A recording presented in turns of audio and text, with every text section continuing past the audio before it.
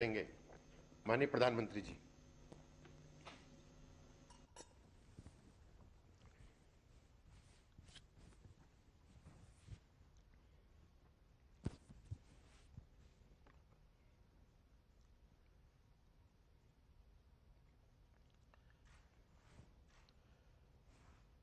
आप सभी किसान साथियों से ये चर्चा अपने आप में एक नई उम्मीद जगाती है, नया विश्वास पैदा करती है। आज जैसा अभी हमारे मंत्री श्रीमान नरेंद्र सिंह जी तोमर बता रहे थे, आज भगवान बसवेश्वर जयंती है, परशुराम जयंती भी है। आज अक्षय तृतीया का भी पावन पर्व है और मेरी तरफ से देशवासियों को ईद की भी मुबारक। कोरोना के इस समय में समस्त देशवासियों का हौसला बढ़े, इस महामारी को परास्त करने का संकल्प और दृढ़ हो, इस कामना के साथ आप सब किसान भाइयों से जो मेरी बातचीत हुई है, अब मैं इसको आगे बढ़ाऊंगा।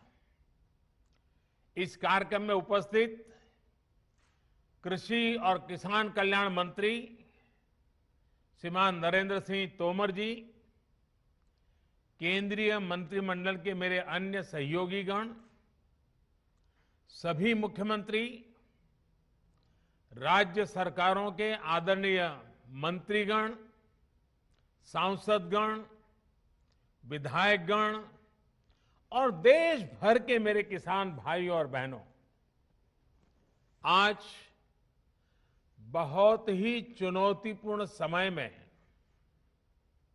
हम ये संवाद कर रहे हैं।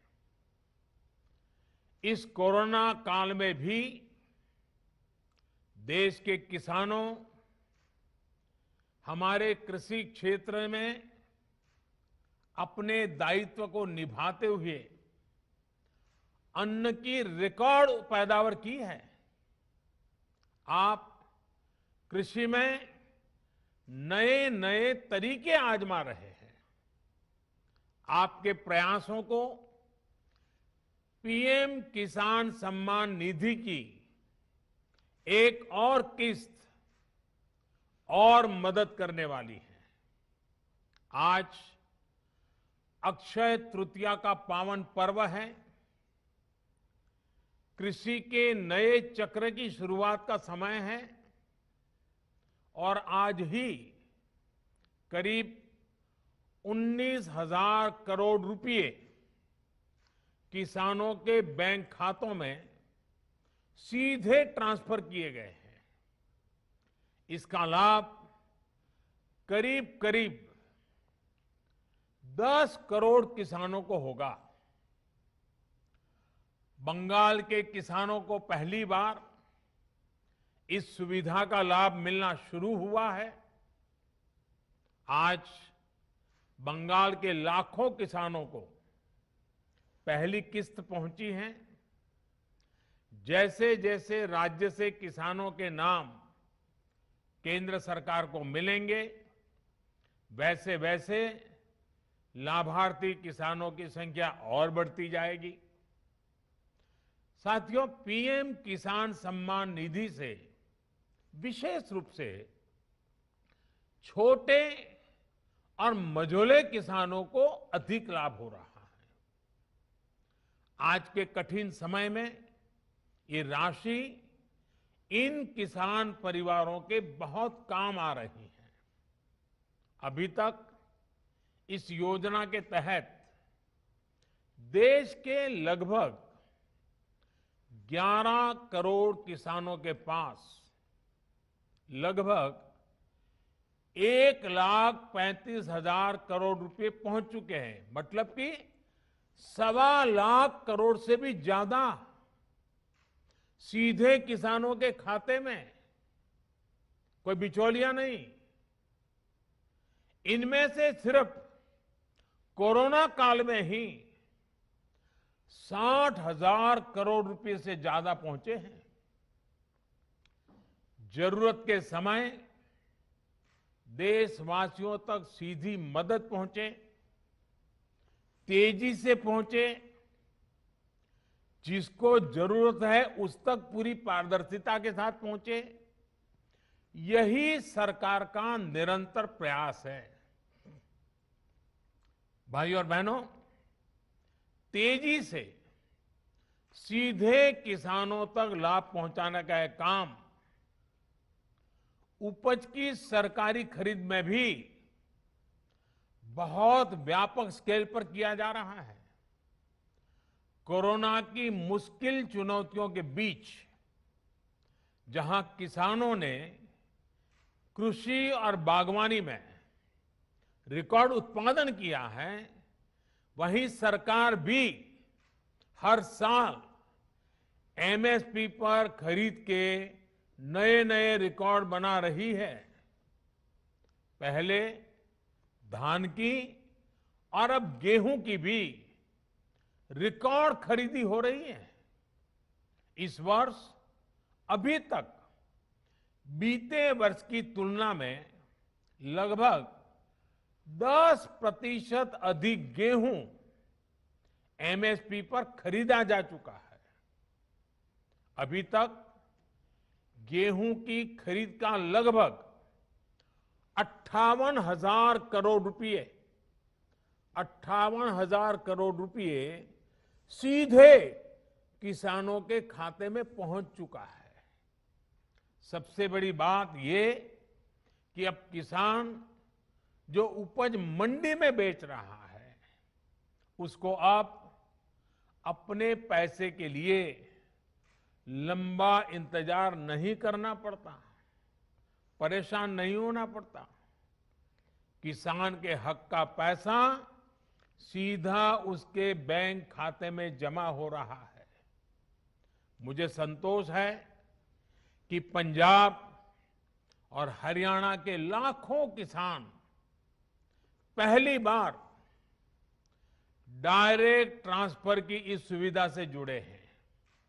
अभी तक पंजाब के किसानों के बैंक खाते में करीब 18,000 करोड़ रुपए और हरियाणा के किसानों के बैंक खाते में 9,000 करोड़ रुपए सीधे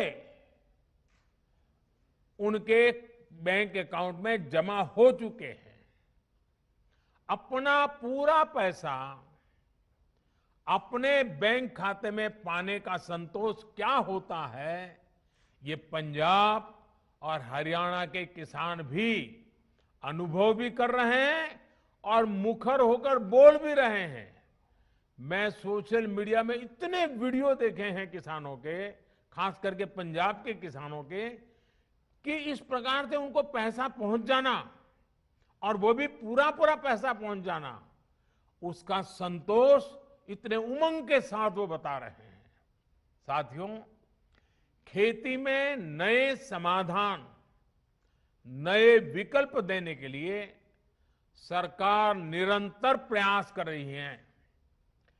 जैविक खेती को बढ़ावा देना ऐसा ही प्रयास है। इस प्रकार की फसलों में लागत भी कम है, ये मिट्टी और इंसान के स्वास्थ्य के लिए लाभदायक है और इनकी कीमत भी ज्यादा मिलती है। थोड़ी देर पहले इस प्रकार की खेती में जुड़े देश भर के कुछ किसानों से मेरी बातचीत भी हुई है। उनके हौसले, उनके अनुभवों को जानकर मैं बहुत उत्साहित हूं।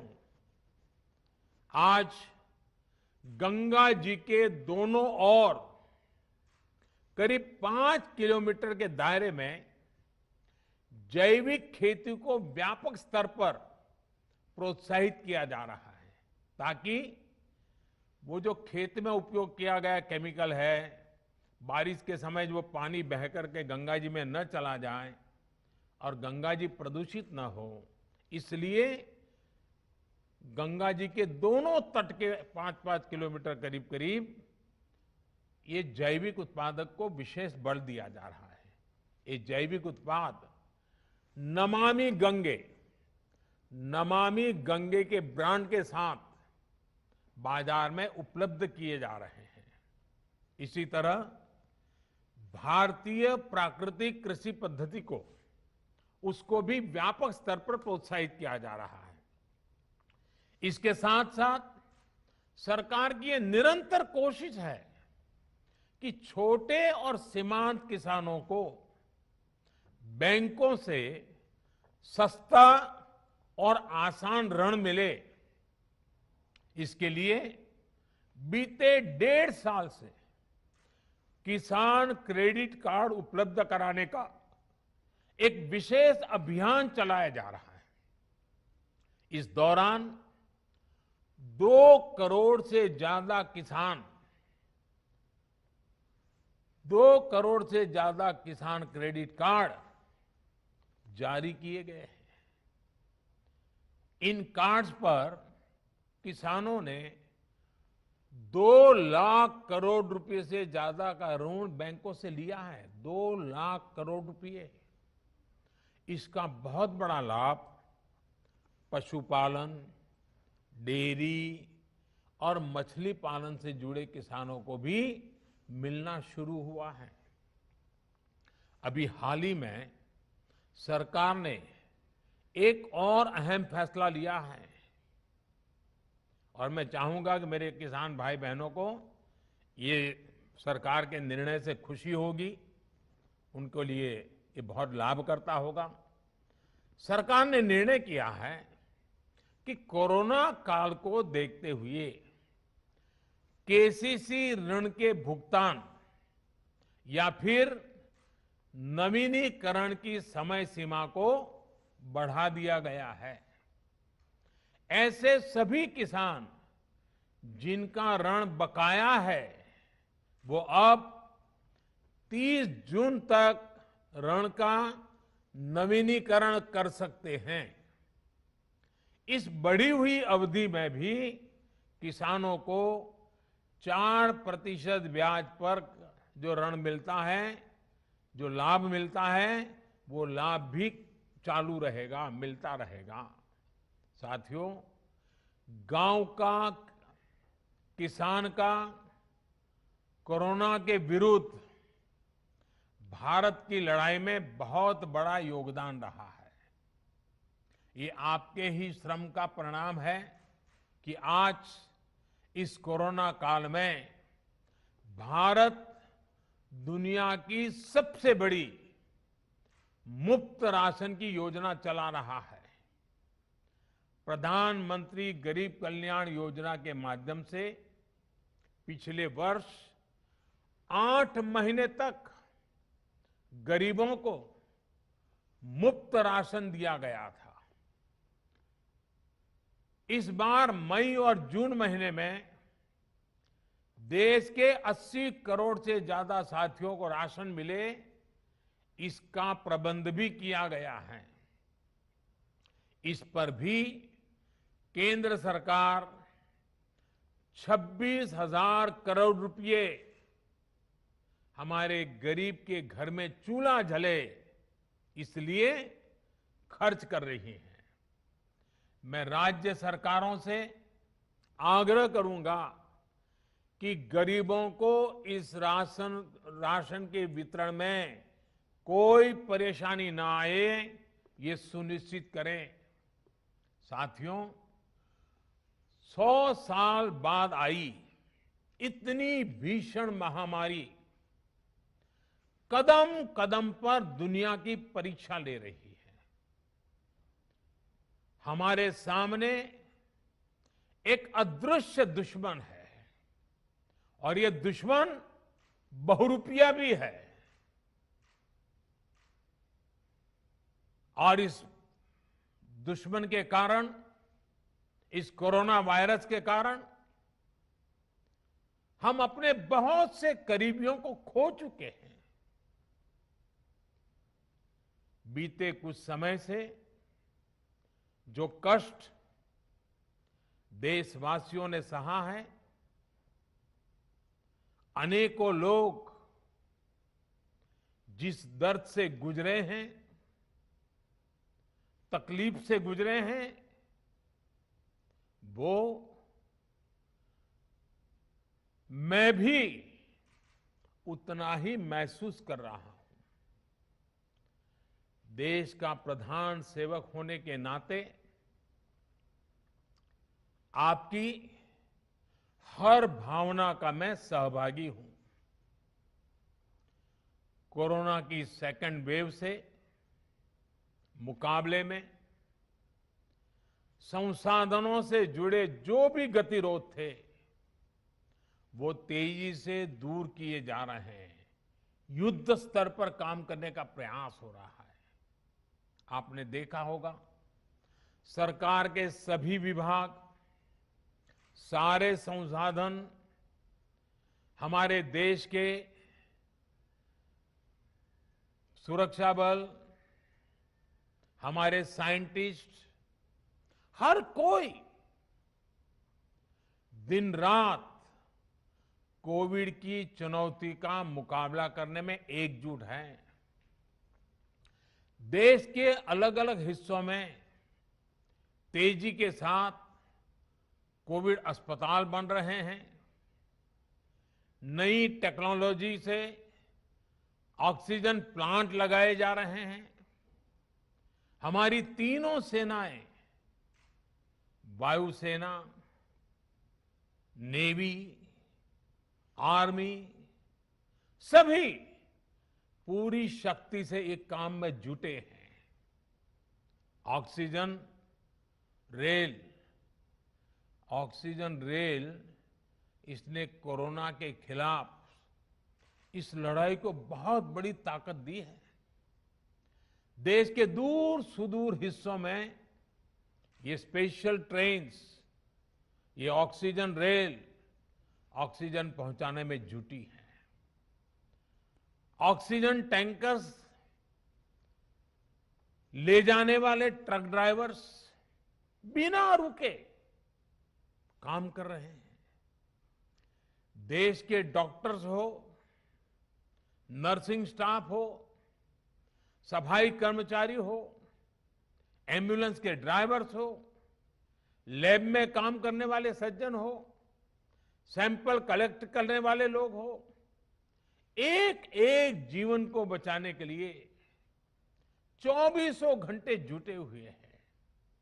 आज देश में जरूरी दवाइयों की आपूर्ति बढ़ाने पर युद्ध स्तर पर काम किया जा रहा है। सरकार और देश के फार्मा सेक्टर ने पिछले कुछ दिनों में जरूरी दवाइयों का उत्पादन कई गुना बढ़ाया है। बाहर से भी दवाइयां मंगवाई जा रही हैं। इस संकट के समय में दवाइयां और जरूरी वस्तुओं की जमाखोरी और कालाबाजारी में भी कुछ लोग अपने निहित स्वार्थ के कारण लगे हुए हैं। मैं राज्य सरकारों से आग्रह करूंगा कि ऐसे लोगों पर कठोर से कठोर कार्रवाई की जाए। ये मानवता के खिलाफ का कृत्य है। भारत हिम्मत हारने वाला देश नहीं है। न भारत हिम्मत हारेगा और न कोई भारतवासी हिम्मत हारेंगे। हम लड़ेंगे और जीतेंगे। साथियों, आज के इस कार्यक्रम में मैं देश के सभी किसानों को, गांव में रहने वाली सभी भाई बहनों को कोरोना से फिर सतर्क करना चाहता हूं। ये संक्रमण अभी गांव में भी तेजी से पहुंच रहा है। देश की हर सरकार इससे निपटने के लिए हर संभव प्रयास कर रही है। इसमें गांव के लोगों की जागरूकता, हमारी पंचायती राज से जुड़े जो भी व्यवस्थाएं हैं, उनका सहयोग, उनकी भागीदारी उतनी ही आवश्यक है। आपने देश को कभी निराश नहीं किया है।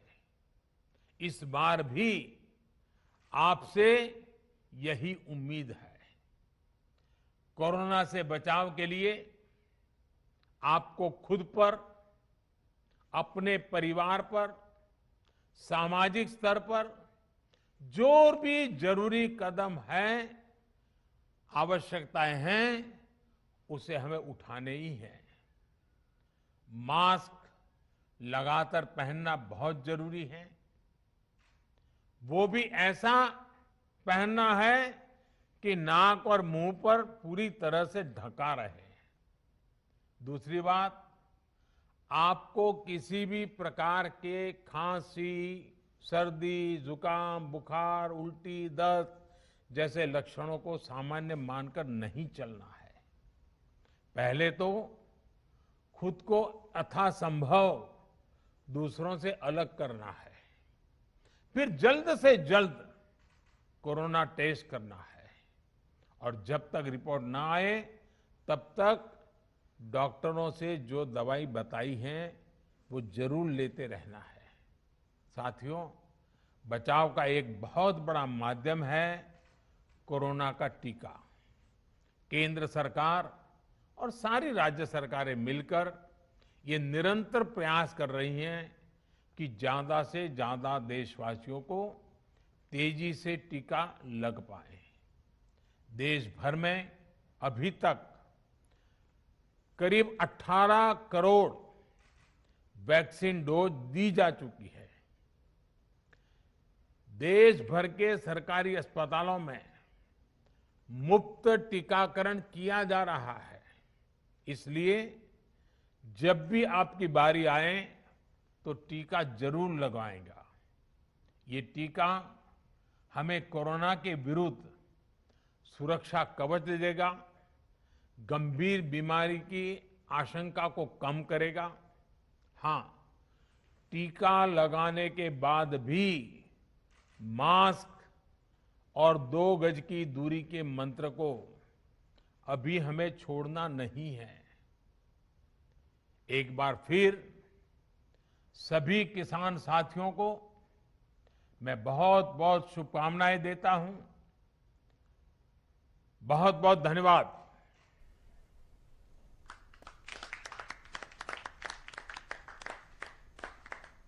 माननीय प्रधानमंत्री जी का बहुत बहुत धन्यवाद। कार्यक्रम के अंत में हम माननीय प्रधानमंत्री जी केंद्रीय